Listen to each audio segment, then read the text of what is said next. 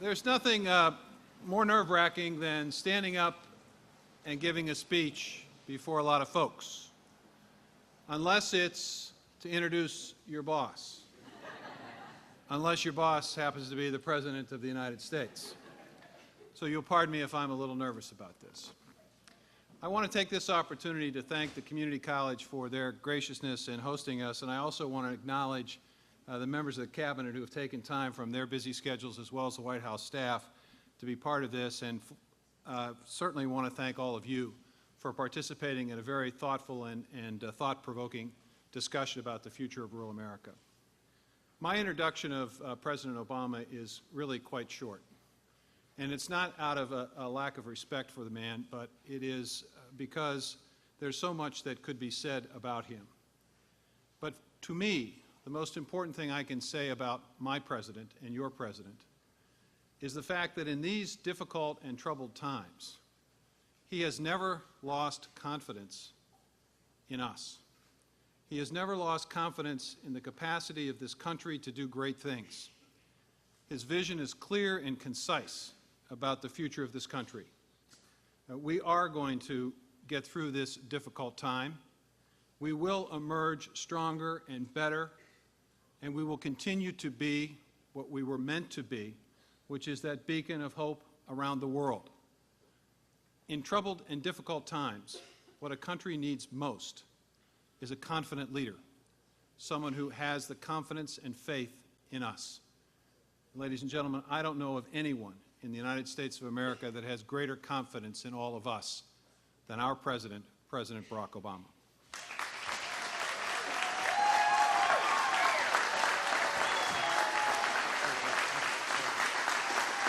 Thank you.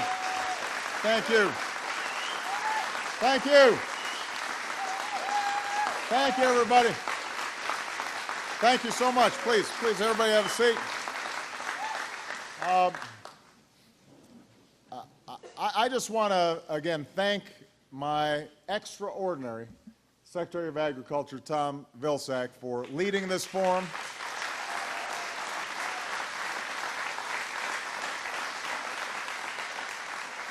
You don't have a more passionate advocate for farming communities in rural America than Tom Vilsack, and I will tell you, if you are not fully persuaded that this administration has been all over the rural agenda, spend 5 minutes with Tom Vilsack, and his enthusiasm for the steps that we've been taking just bubbles over.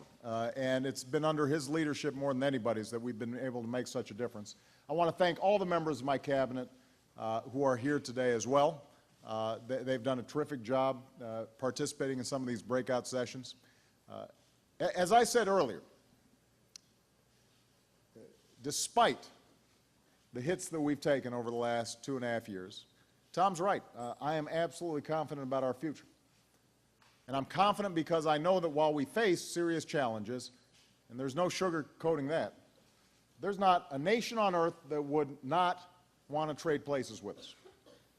There's nothing wrong with our country, although there is some problems with our politics. That's what we need to fix. That's how we're going to unlock the promise of America and the incredible dynamism and creativity of our people. And having a chance to meet with some of the men and women in this room have only made me feel more confident. I'm excited about the future that you're working towards each and every day, and it ought to remind us of a simple lesson. It's always a mistake to bet against America. It's always a mistake to bet against the American worker.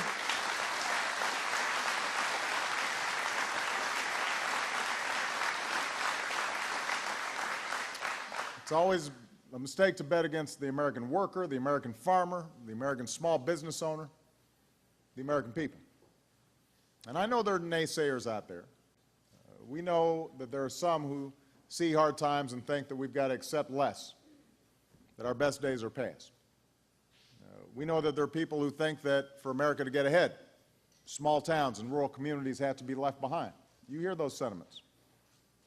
But we also know that time and again those kinds of skeptics and that kind of pessimism has been proven wrong.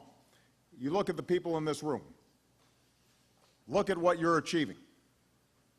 I met with a group of small business owners, including a woman named Jan Heister, who started a small tooling and manufacturing company around 20 years ago. Started off with 9 people in a very small plant, and with the help of a SBA loan, she's got a staff of more than 140 in a 160,000 square foot factory. Now, Jan's not messing around. This morning I had breakfast with somebody who has not only been interested in wind power because their family got involved in it back in 1977, but are now have figured out a new technology to help locate where wind farms would ideally be located, and have started a whole new business because they see the incredible potential of clean energy throughout this country. I saw some of these future farmers of America, and their young president right over there. And when you hear the enthusiasm,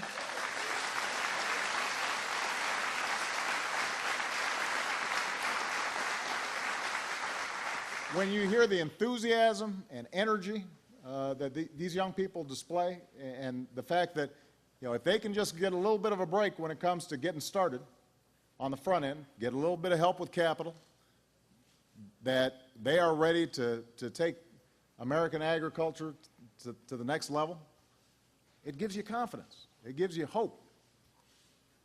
I joined a session with a group of entrepreneurs and ranchers and farmers and clean energy companies, and we were talking about all the ways in which folks right here in the heartland are pioneering new methods of raising crops and earning more off the land. And we talked about the ways in which farmlands are helping our nation develop new forms of energy. Ranches where cattle graze next to solar panels, farms supplying crops for biofuels. I've got a former state senator here who's helping farms manage manure in creative ways.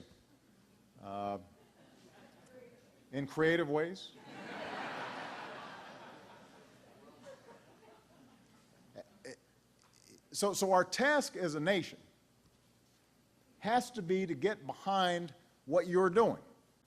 Our task has to be to making sure that nothing stands in your way, that we remove any obstacles to your success. And that's why we're doing more to connect rural America with broadband and expanding small business loans and investing in homegrown American energy. That's why forums like this are important, so that we hear directly from you about what you need and what you're facing. And what's interesting is, in these conversations, one thing you notice, in Washington, you'd think that the only 2 ways of thinking about our problems is either government is terrible and it has to be basically eliminated, or government's the answer to every problem. But when you sit in some of these breakout sessions, I had no idea who was Democrat, who was Republican, who was independent. What everybody understood was there are times when government can make a huge difference. There are times where that SBA office or that USDA office can make all the difference in the world. There's some boneheaded things the government's doing that need to be fixed. And so it's a very practical way of thinking about these problems. It's not either or. It's a recognition that the prime driver of economic growth and jobs is going to be our people and the private sector and our businesses. But you know what? Government can help. Government can make a difference. So I hope that I can count on you in the days ahead to lend your voice to this fight to strengthen our economy. I need you to keep your pressure on your elected representatives for things like the payroll tax cuts or road construction funds or the other steps that will help to put our country back to work. That's our great challenge. It has been my central mission for the last 2.5 years. It has to be all of our central missions going forward. That's what ought to unite us as a country, regardless of party or ideology. Because if we can do that, if we can put country ahead of party, I know that our future is bright. I know that our best days are ahead of us. And Tom is actually absolutely right. Not only do I continue to have absolute confidence in you, but you're what gives me strength.